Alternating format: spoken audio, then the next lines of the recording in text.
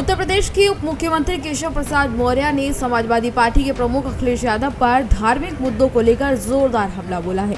हाल ही में अखिलेश यादव द्वारा कांवड़ यात्रा के लिए विशेष पथ निर्माण का ऐलान को लेकर उन्होंने अब करारा जवाब दिया है। उन्होंने इसको नौटंकी करार दिया है और इसे चुनावी दिखावा बताया है। बता दें कि उन्होंने समाजवादी पार्टी पर सत्ता में रहते हुए हिंदुओं की आस्थाओं को बार बार अपमानित करने का भी आरोप लगाया। सोशल साइट एक्स पर अपना रिएक्शन देते हुए केशव प्रसाद मौर्य ने लिखा कि सपा के कार्यकाल में राम भक्तों पर गोलियां, शिव भक्तों पर लाठियां और कांवड़ियों के कीर्तन पर रोक लगाई गई थी।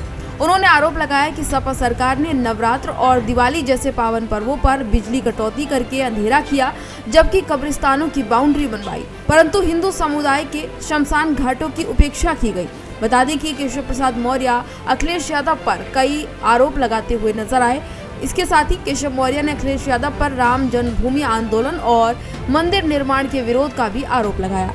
उन्होंने कहा कि जो लोग कल तक श्री राम मंदिर निर्माण का विरोध कर रहे थे, वे आज कांवड़ियों की सुरक्षा और सुविधा की बात कर रहे हैं, उनके लिए पथ निर्माण की बात कर रहे हैं। उन्होंने सपा की पीडीए मॉडल को फर्जी फॉर्मूला बताते हुए कहा कि अब जनता इनके झांसे में नहीं आने वाली है। केशव प्रसाद मौर्य ने कहा कि अखिलेश यादव जब सत्ता में थे तब तुष्टीकरण की राजनीति चरम पर थी और अब जब सत्ता हाथ से जा चुकी है तो वे धार्मिक आस्था का दिखावा कर रहे हैं।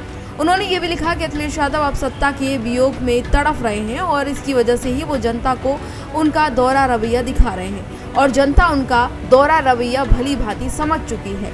उप मुख्यमंत्री ने दावा किया कि 2027 के विधानसभा चुनाव में समाजवादी पार्टी का सफाया हो जाएगा और इंडिया गठबंधन के लिए 2047 तक भी सत्ता में वापसी का कोई संभावना या फिर ऑप्शन नहीं है। उन्होंने कहा कि बीजेपी की सरकार जनता की आस्था और भावनाओं का सम्मान करती है और धार्मिक आयोजनों को सफलतापूर्वक आयोजित कराने में विश्वास रखती है। गौरतलब है कि 7 जुलाई को अखिलेश यादव ने बयान दिया था कि अगर सपा सरकार आती है तो वह कांवड़ियों के लिए विशेष पथ बनवाएगी ताकि उनकी यात्रा सुगम हो सके। इस बयान को राजनीतिक विश्लेषकों ने हिंदू वोट बैंक को साधने की कोशिश के तौर पर देखा।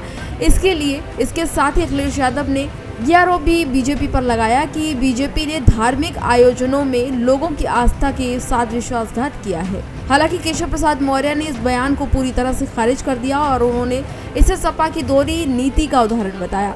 उन्होंने कहा कि जनता अब ऐसे दिखावे और झूठे वादों से भ्रमित नहीं होगी। उत्तर प्रदेश की राजनीति में धार्मिक आस्था और तुष्टीकरण, इसके साथ ही विकास के मुद्दे पर एक बार फिर प्रमुखता से उभर कर ये तमाम मामले सामने आए हैं।